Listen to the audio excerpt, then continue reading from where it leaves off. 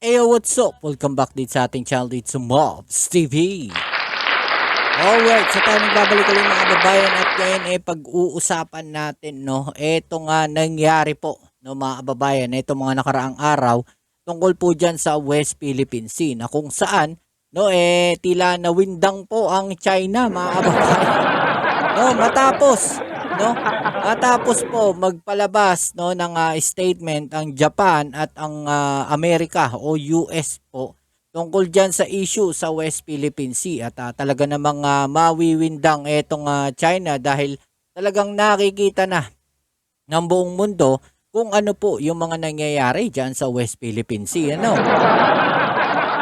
Sabi nga dito sa balita mula sa channel na Net25, Beijing sinagot ang pahayag ng US, Japan, ukol sa issue sa West Philippine Sea. Kayo, anong masasabi niyo dyan mga kababayan? I-comment down sa ibaba ang inyong mga opinion na atin niyang pag-usapan. Pero syempre, bago ang lahat, please don't forget to subscribe, like, share at comment dyan sa comment section at i-click ang notification bell para ma-update kayo sa mga latest video uploads natin. Alright?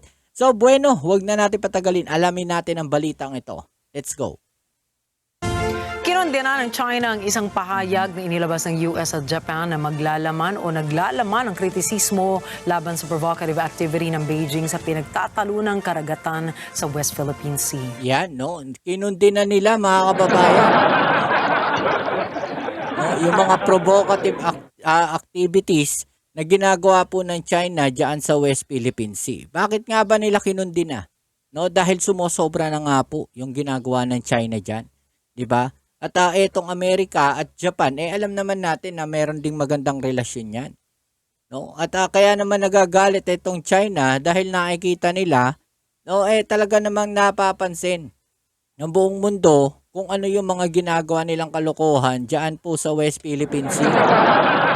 Yung pag-aangkin nila, dyan sa kabuuan ng South China Sea, mga kababayan. Ay wala nga palang West Philippine Sea, sabi, Imagine ninyo yun, Simple lang naman yun ito lang naman, ang idea ko tungkol sa sinasabing walang West Philippine Sea. Okay, kung ang China, sinasabi nila na South China Sea kasi nasa southern part ng China nga po yan, abay tayo po pwede rin naman nating sabihin na yung parte na yan, West Philippine Sea. 'Di ba? North Philippine Sea, South Philippine Sea, 'di ba? East Philippine Sea. Pwede nating sabihin gano'n kasi nasa paligid 'yan ng bansa natin, nasa paligid 'yan ng Pilipinas. 'Di ba? So, para sabihin mo na walang West Philippine Sea, parang tila para sa akin kalokohan 'yon. 'Di ba? Kalokohan 'yon. Tapos inaangkin pa 'yan ng China, napasok po sa kanilang tinatawag na 10-dash line. 'Di ba? So ano na 'yon? Ibig ba sabihin niyan na ang Pilipinas o yung karagatan na sakop ng Pilipinas ay pagmamay-ari ng China at yan ay pinauubaya na natin sa China? Ano tayo? Probinsya ng China? Yung mga DDS lang ang may gusto na maging probinsya tayo ng China. Ilan naman 'yon? Ganun lang kasimple. Kayo ba gusto nyo maging Chinese o maging probinsya tayo ng China? Kaya ba kayo? Ilan lang sa Pilipinas ang gustong maging probinsya tayo ng China. Pero karamihan ng mga Pilipino, ayaw po yan.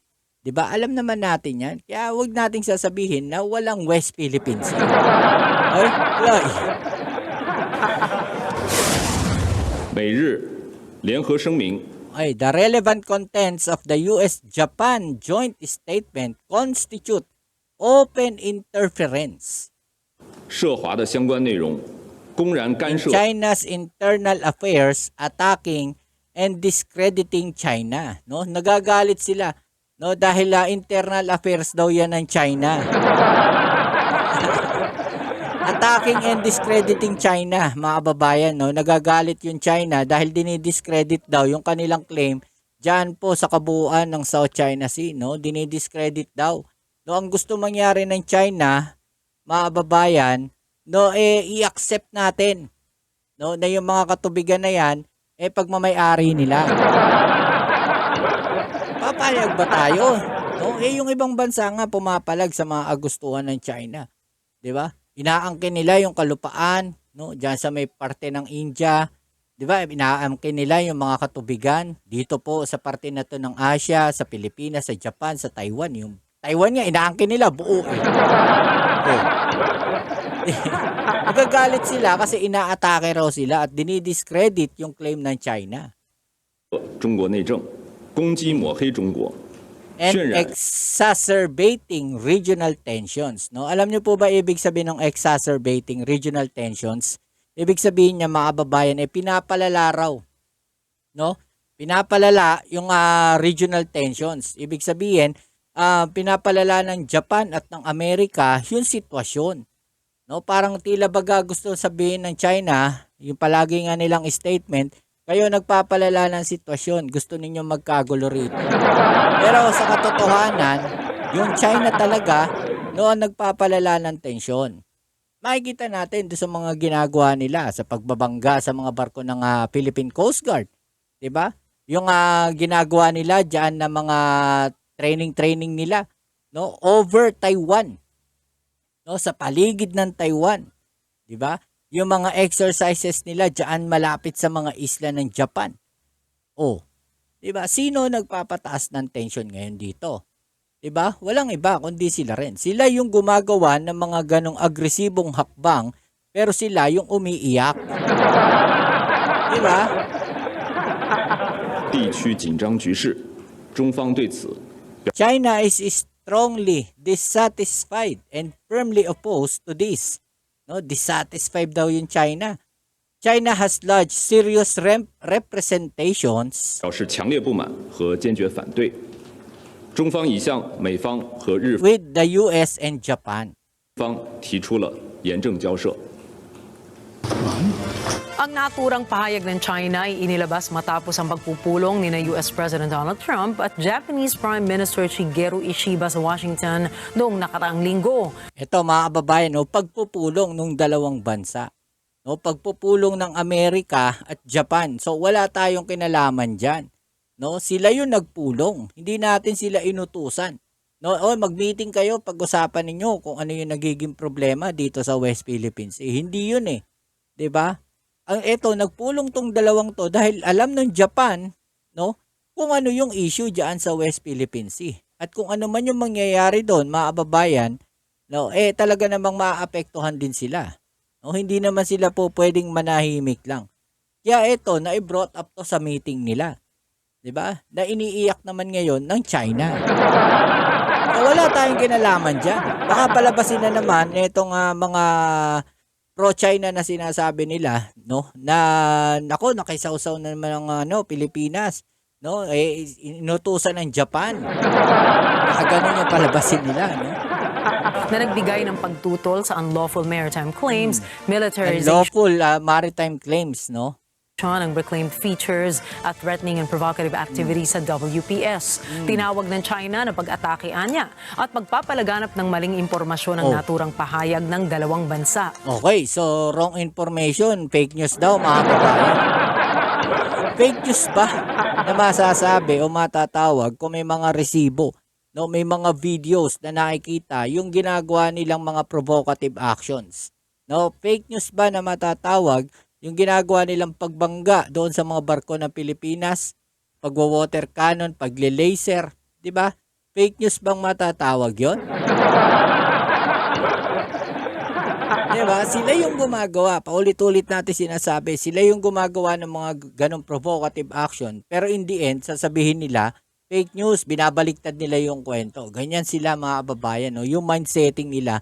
Pero hindi yan umuubra sa buong mundo dahil nakikita ng buong mundo kung ano yung totoong nangyayari. No? Nagma-mindset sila para doon sa mga mamamayan nila na maniwala at sumuporta pa rin sa kanila. Simple lang yan. No? Kasi pag nakikita ng mga mamamayan na masyado nga nambubuli o provocative yung ginagawa ng China, 'di ba? Sila mismo, no, kakalabanin ng mga mamamayan nila dahil ayaw din ng mamamayan nila na magkaroon ng gulo. No, ang pinapalabas ngayon nila, fake news, yung mga nangyayari na yun. Asa na fake news yun? Nakikita mo. No? Nakikita natin na merong resibo, may mga videos. 'Di ba? Kung ano yung ginagawa nila. Bilang tugon, sinabi ni Chinese Foreign Ministry spokesman Guo Jiakun na ang mga pahayag ng US at Japan ay isang panghihimasok sa mga internal affairs ng China at binigyan diin na ang mga pahayag ng mga ito ay layong palalain ang tensyon sa rehiyon. So, internal affairs ng China ay pinanghihimasukan daw ng Japan at ng US. Okay. So talagang inangkin na nila yung South China Sea, no? Internal affairs daw yun. Parang bagang sinasabi nila, amin talaga yung teritoryo na yan, no? Kulang na lang sabihin nila, amin yung Pilipinas at Taiwan. Diba? Simple lang, yan yung gusto nilang implicate na kami ang naghahari dito, no? Sa Southeast Asia, no? Yun yung gusto nilang i-implicate dyan. Dagdag pa niya, nagsagawa ang China ng solemn representation sa parehong mga bansa. 1月17日，习近平主席曾应约同美国总统特朗普通电话，中方已经发布了有关消息稿。 Maalalang matagal nang inaangkin ng China ang halos isang kabuoang soberanya ng WPS, isang territorial claim na siyang dahilan ng hidwaan sa claims ng teritoryo ng ilang mga bansa sa Timog Silangang Asya, katulad ng Malaysia, Vietnam, Indonesia, Brunei at Pilipinas. Sa kabila ng international ruling noong 2016 na nagsasabing walang legal na batayan ang mga claims ng China. Kung saan kamakailan nga ay mas pinaigting ng Beijing ang kanilang mga hakbang sa rehiyon, kaya't dumami ang international scrutiny at ang panawagan para sa de-escalation sa rehiyon. Yun yung sinasabi natin, no? Nakikita ng buong mundo kung ano yung nangyayari. No, para maiwasan lang, mga babayan, ang isang napakalaking kaguluhan na China mismo ang gumagawa, buong mundo no, nananawagan ng mga ganong aksyon. No, de-escalate natin yung mga nangyayari dyan. No, China, manahimik ka. No? Wag mo sakupin yung hindi sa'yo. No? Wag mo sakupin yung lupa na hindi sa'yo. No? Wag mo sakupin yung karagatan na hindi sa'yo. Hayaan mo na sila. No? Nagawin nila kung ano yung gusto nila dyan. Doon sa ibinigay ng arbitral ruling, hayaan mong sila makinabang dyan. No? Yun yung sinasabi ng buong mundo. Pero ano nga bang ginagawa ng China? Binabaliwala nila yon. Tapos pagka sila binalikan, iiyak sila, no? Yan, ganoon ang nangyayari. Mga iyakin. No? Mga iyakin sila sa ginagawa nilang kalokohan nila. Diba? So kayo, ano masasabi niyo dyan mga babae? Comment down sa ibaba niyo mga opinion at atin yung pag-usapan. Alright? So yan, muli. Maraming salamat sa lahat ng mga patuloy na suporta dito sa ating channel. Please don't forget to subscribe, like, share, comment sa comment section. Kita-kits tayo sa ating next video upload. Ito muli ang inyong Kuya Mobs dito sa Mobs TV. Peace. I'm out.